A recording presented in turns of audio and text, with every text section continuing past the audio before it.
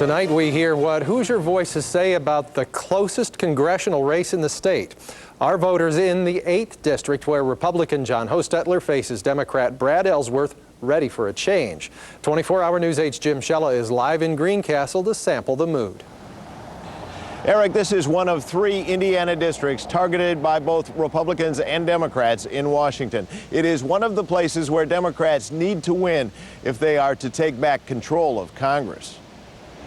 Right-hand side of the next, and you inside the Red Leaf Creativity Center on the town square in Greencastle, the race between John Hostetler and Brad Ellsworth is a hot topic. I vote for the person, not the party.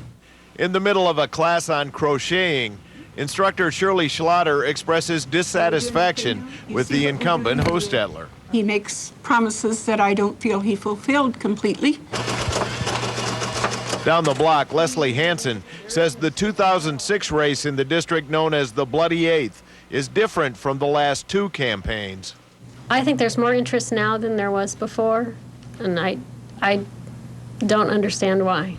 It may have less to do with Hostetler or challenger Brad Ellsworth than with outside factors. I think the national wave is what's going to determine Hostetler's fate, not what happens here in the district. Discontent with the Iraq war, gasoline prices, even though they're going down, concern with the economy in general, even though some of the barometers are good, a lot of folks aren't necessarily sure that they believe that that's the case. In fact, back on the square, the discussion has turned to the war.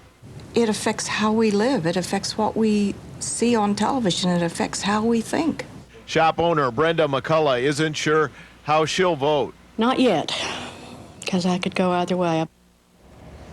Efforts to stage a debate here in Greencastle are so far unsuccessful. Organizers say Ellsworth is unwilling to take part.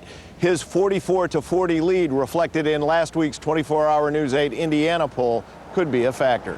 Live in Greencastle, Jim Shella, 24-hour News 8. Okay, thank you, Jim.